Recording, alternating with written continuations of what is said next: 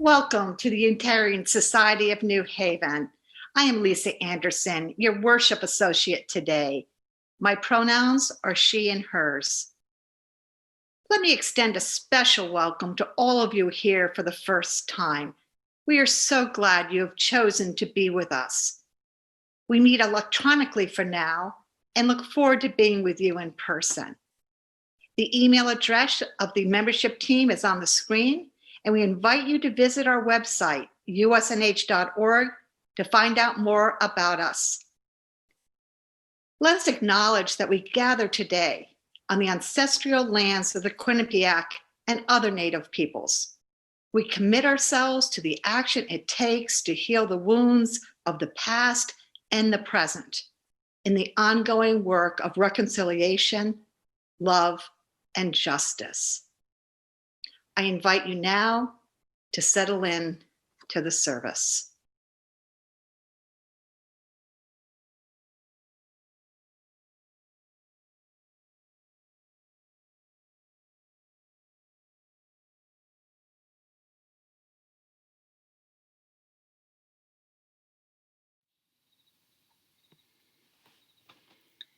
It might surprise you, or perhaps it seems absolutely predictable, that the origin of the word religion is somewhat shrouded in mystery. The version that speaks to me comes from re ligare, to bind again. One-time peak experiences can happen to anyone, But it's only when we choose to reconnect ourselves again and again to the sacred, to a community, to a practice of nourishing our spirits, that religion happens. As autumn days grow chillier, we feel more sharply the chill of the distances between us. As we experience the stark divisions in the country, we watch the fabric of democracy unravel ever more quickly. As we ask ourselves what we can do, we remember who we are and whose we are, and bind ourselves again to the love that will not let us go. This is the promise of covenant, to keep showing up with each other and for each other. Religion happens on the repeats. Welcome to this sacred time together. The flaming chalice is a symbol that connects Unitarian Universalists around the country and around the world. It was created during World War II as for the Unitarian Service Committee, as it was then known, to aid their work in saving Jewish people from the Nazis. During these days of awe, let us remember the collective power and resilience of the ancestors who resisted oppression and authoritarianism. We light this chalice as a beacon to guide us in our own work, which is exactly the same.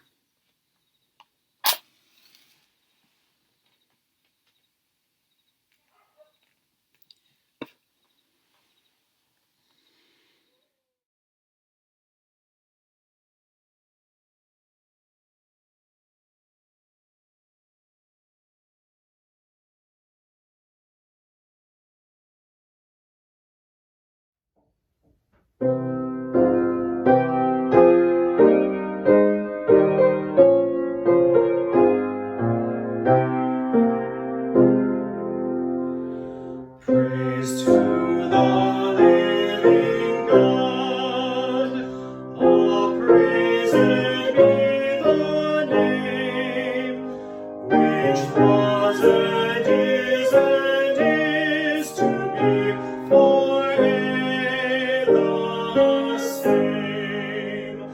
The one eternal God, ever that now appears, the first, the last, beyond all thought or timeless years. Unformed the love before, declare God's loveliness, no holiness on earth can e'er the name express, whose love enfolds us all, whose love the earth displays, yea, everywhere above, below, is perfect praise. The Spirit floweth free, high surging where it will. In prophets' word did speak of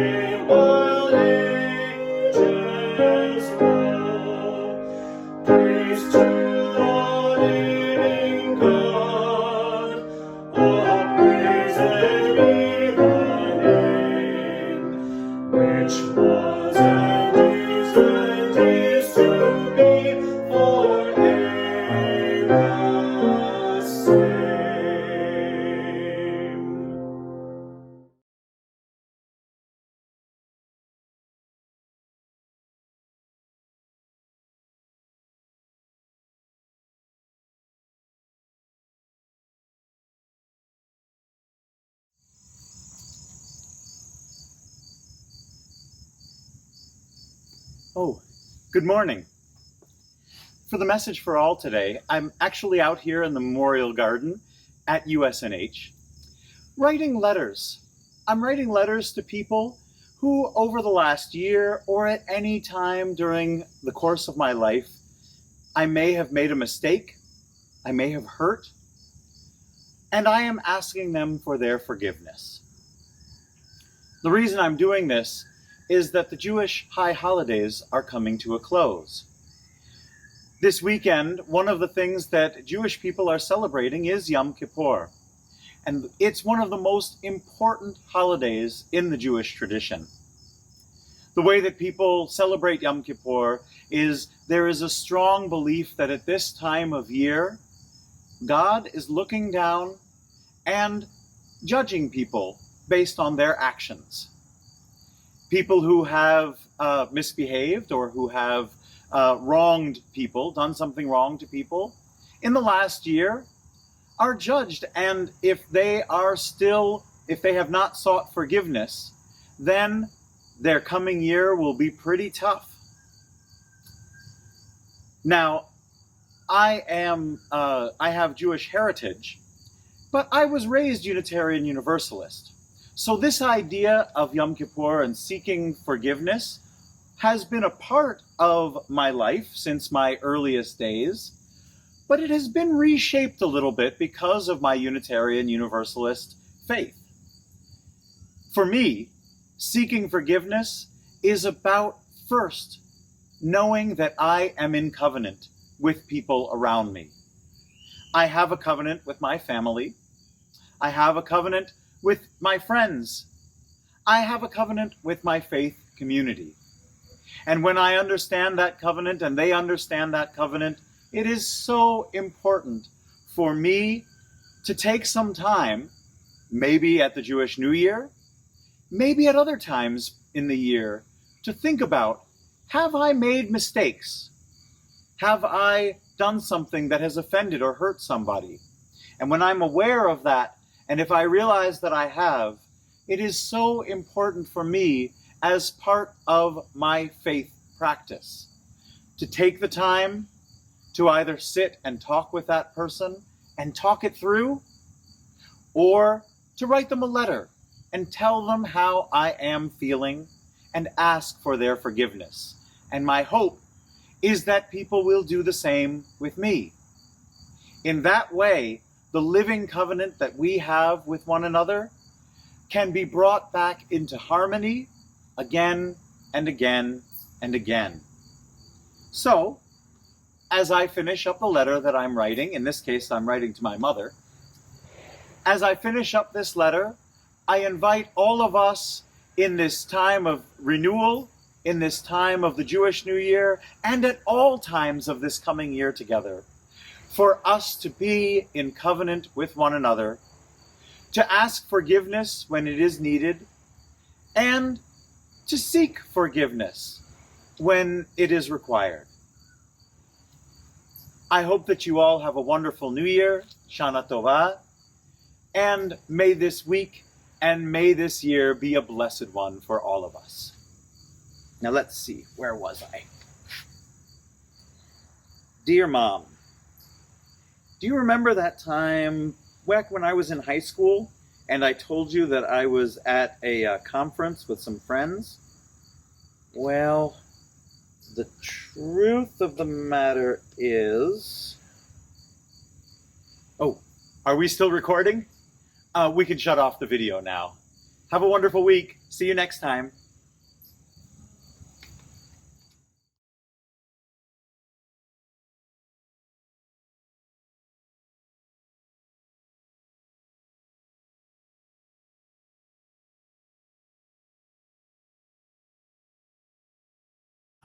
Good morning. Let us turn our attention to the joys and sorrows of our community.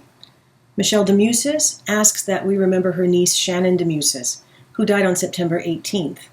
Michelle said, "Shannon gave me the gift of living with me the last 7 months of her life."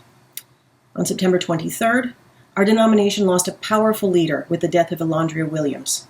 Elandria was a community organizer and until recently served as co-moderator of the Unitarian Universalist Association. E will be remembered for their courage, their conviction, their fierce joy, and their big heart. After living with cancer for 15 months, Meredith Fahey died on Friday, September 25th, with Allison by her side. Meredith was a member of USNH for the past 10 years, was in the choir, and had been active in Turnpike Players and various committees. She was an organizational development consultant at Yale for 15 years. Meredith's family includes her wife, Allison Cunningham, her large Irish Catholic family, including 2 sisters and 2 brothers, and her extended family of friends and loved ones.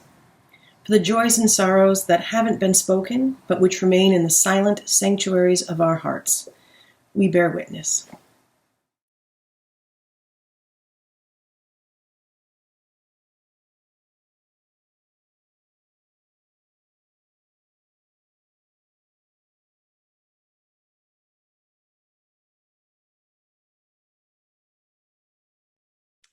I invite you now to join me in a guided meditation, which will be followed by a short period of silence. If you are willing, close your eyes or gaze softly at the floor below. Feel the chair beneath your body. Feel your feet on the ground. Take a breath. Take a second breath. And with each breath, feel more relaxed. Allow yourself to go deeper. Today, we lift up and hold close to our hearts those who are facing the forest fires raging in the western half of our country. We hold the people who have lost their homes and communities, those who are suffering from displacement and smoke, and the firefighters and others courageously addressing this national crisis.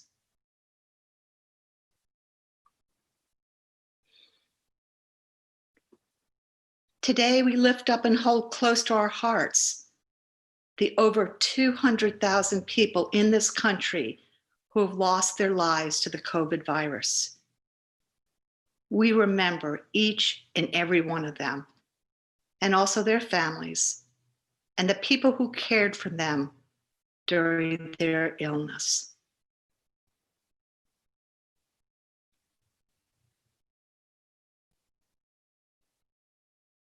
And today, we hold Breonna Taylor, her family, loved ones, and community in our hearts as they suffer once again, as our government fails to protect the lives of our siblings of color. Let us hold silence together.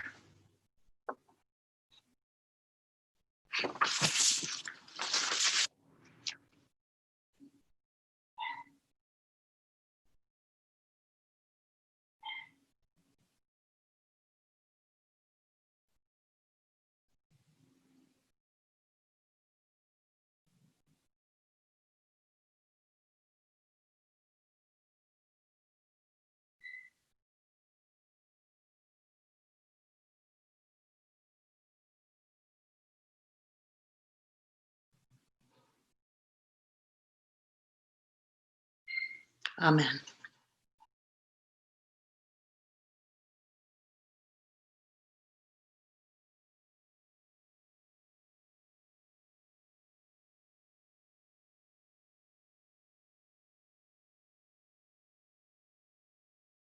Our building may be closed, but our work continues. We need your generous support for the shared ministries of our congregation, now more than ever. While the offertory music is playing, I urge you to go to the link provided and give as generously as you are able. Thank you so much.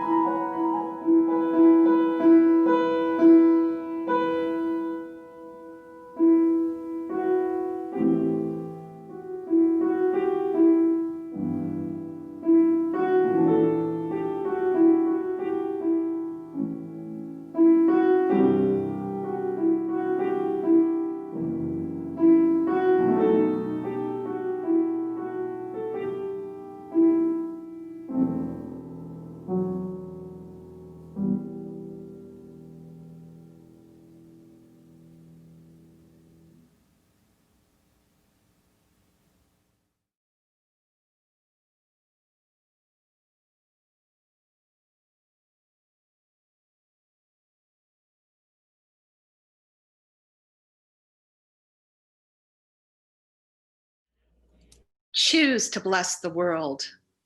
Dr. Rebecca Parker. Your gifts, whatever you discover them to be, can be used to bless or curse the world. The mind's power, the strength of the hands, the reaches of the heart, the gift of speaking, listening, imagining, seeing, waiting. Any of these can serve to feed the hungry, bind up wounds, welcome the stranger, praise what is sacred, do the work of justice, or offer love. Any of these can draw down the prison door, hoard bread, abandon the poor, obscure what is holy, comply with injustice, or withhold love. You must answer this question. What will you do with your gifts? Choose to bless the world. The choice to bless the world is more than an act of will, a moving forward into the world with the intention to do good. It is an act of recognition, a confession of surprise, a grateful acknowledgement that in the midst of a broken world, unspeakable beauty, grace, and mystery abide. There is an embrace of kindness that encompasses all life, even yours. And while there is injustice, anesthetization, or evil, there moves a holy disturbance, a benevolent rage, a revolutionary love, protesting, urging, insisting that which is sacred will not be defiled. Those who bless the world live their life as a gesture of thanks for this beauty and this rage. The choice to bless the world can take you into solitude, to search for the sources of power and grace, native wisdom, healing, and liberation. More, the choice will draw you into community, the endeavor shared, the heritage passed on, the companionship of struggle, the importance of keeping faith, the life of ritual and praise, the comfort of human friendship, the company of earth, the chorus of life welcoming you. None of us is alone. None of us alone can save the world. Together, that is another possibility waiting.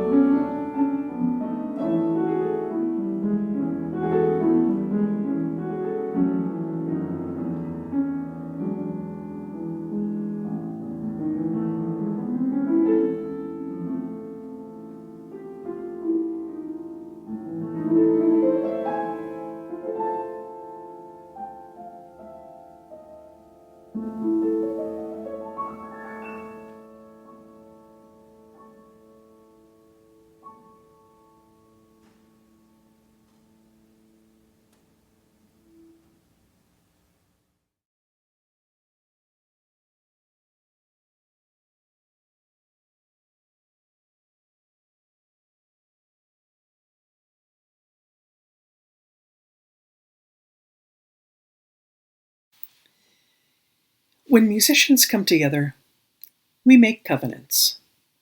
We might not use that language, but that's what we're doing. We set rehearsal for this day. We play from the same score. We listen to each other and stay in tune. We learn our parts. We follow the conductor if there is one, and so on. Whether or not we can fulfill our covenants, we make these agreements to serve the larger purpose of bringing the music to life.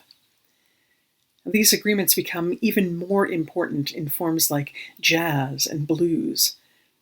If you don't have a fully articulated score, but a chart with just the outline of what the composer wants, chord progressions, time signature, a scrap of melody, then the interactions among the players become paramount.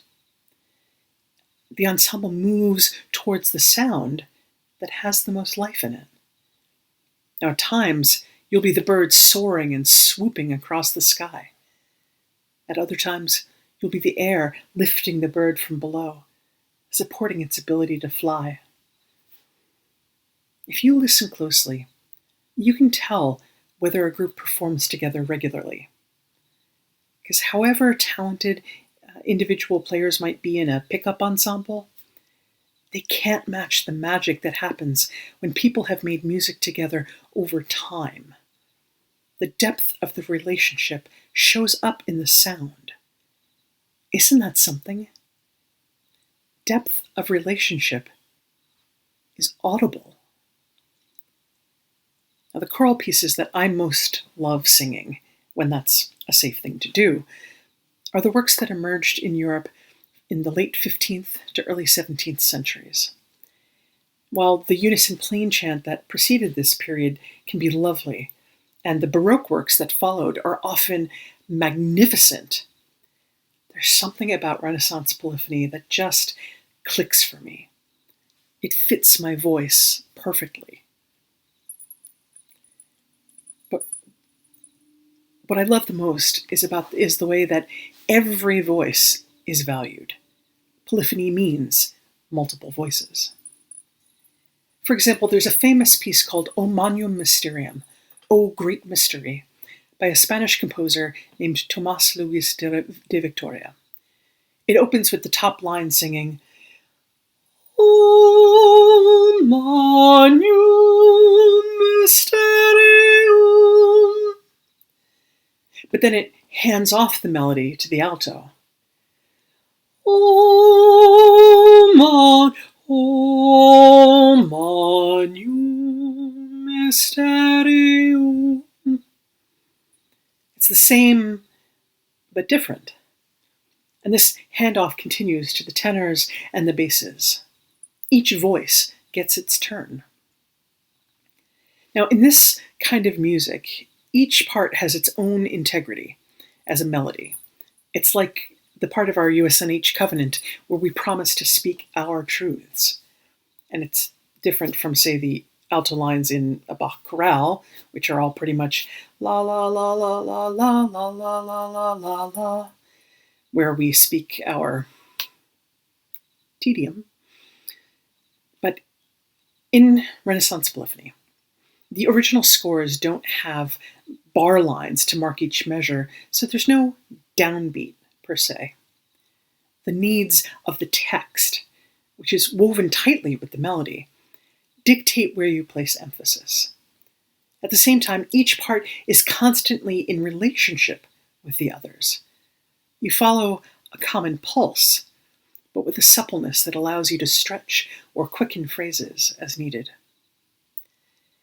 Now, the vocal lines of Renaissance choral music interlock and are in conversation. Sometimes they echo each other, like the example I sang. Other times, the two parts move around in harmony or chase each other around. Sometimes this person starts a run that another voice continues. And then there are these glorious moments when all the parts land on a chord at the same time. And it's like that focused sunbeam in Raiders of the Lost Ark that illuminates an entire room or concert hall or sanctuary. Eventually, the piece winds back to the tonic, the root, the key signature, the music's home base. along the way, it's telling what happens during times of dissonance. You don't back away from those moments, but embrace them. When you lean into the places where one note rubs up against another, it's delicious. Again, like in our covenant, you work with the conflict. If you don't, if you're not forthright about the conflict and don't own and make the most of it, then those moments just sound wrong. Instead of creative tension that builds and then resolves, everything just feels off. But when it's on, this music that fundamentally clicks for me, the way jazz might for you, or bluegrass, or samba, or death metal, I've gotcha. It expands my soul beyond my corporeal form, and I become a part of a great mystery. I come to life. When we're living into spiritual community at its best, everything interlocks. What happens in worship informs what's happening in the classrooms with our children, which feeds back into the way we care for people who are struggling, which has an effect on the social justice projects we lend our support, which connects with the money we raise, which circles back to the generosity we share every week in worship. When we're at our best, we come to life. Our Unitarian and Universalist roots reject the notion that only a few voices are worthy of being heard. We value the integrity that each person brings through these doors, and we value the ways that we're constantly in relationship with each other. It's easy to talk about living in harmony, but it's even easier to forget that harmony requires difference. And what Unitarian Universalists do with our differences is to keep coming back to our covenants, to keep practicing our values, to keep building better approximations of the beloved community. That's our tonic. That's our home base. Religion happens on the repeats. Blessed be.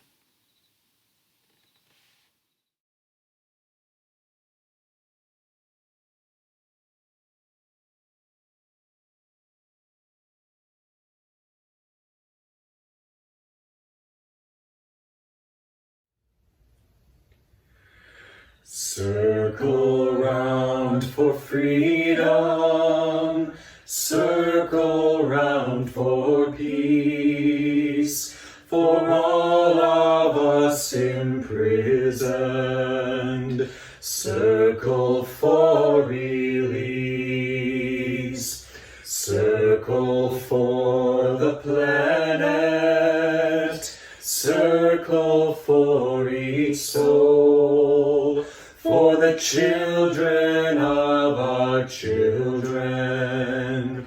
Keep the circle whole. Circle round for freedom. Circle round for peace. For all of us imprisoned. Circle for release. Circle for the planet.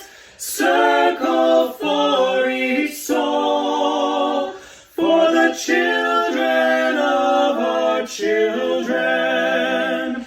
Keep the circle whole. For the children of our children. Keep the circle whole.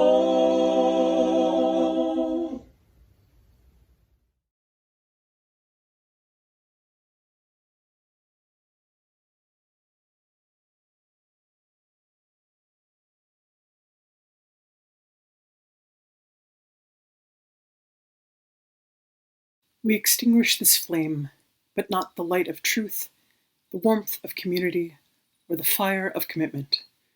These we carry in our hearts until we are together again. Friends, there is always a choice.